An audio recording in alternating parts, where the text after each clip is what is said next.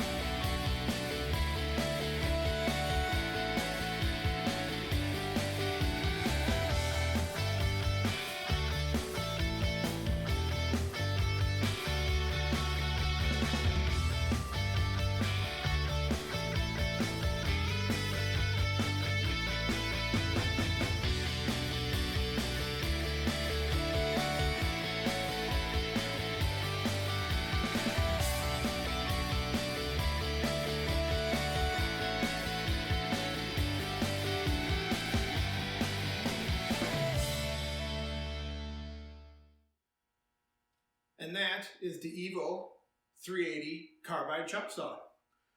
Went through that 1/4-inch like butter. Just like the article says, it creates chips, but no dust. That's one of the advantages of the carbide chop saw over an abrasive saw. No dust, no particulates, easy cleanup. So I think this is going to be a very nice tool to have in the shop. Next, let's take a look at the 1x30 belt sander.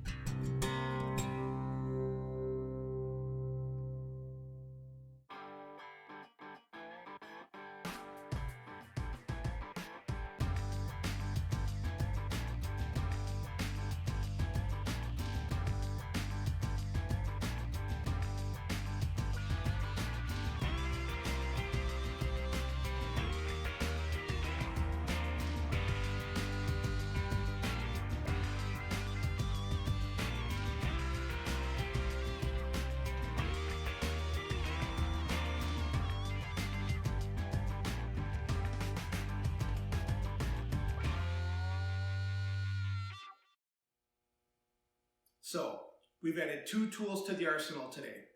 A kick-ass carbide chop saw and a Fisher-Price 1x30 belt sander. There are a ton of reviews online on the EVO380, so I'm not going to repeat any of that here. Based on my one and only cut so far, I can say it lives up to the hype. It was a bit of an investment, but I think it's going to be worth it in the long term. What wasn't much of an investment is the Harbor Freight 1x30. Like the EVO, there are a ton of reviews online, including tips and mods to make it punch above its weight. It rounded these edges just fine, so until I can afford a kick-ass 2x72, the little guy here is going to hold me over. And that's it for this episode. Thanks again to everyone who subscribed, and we'll see you next time.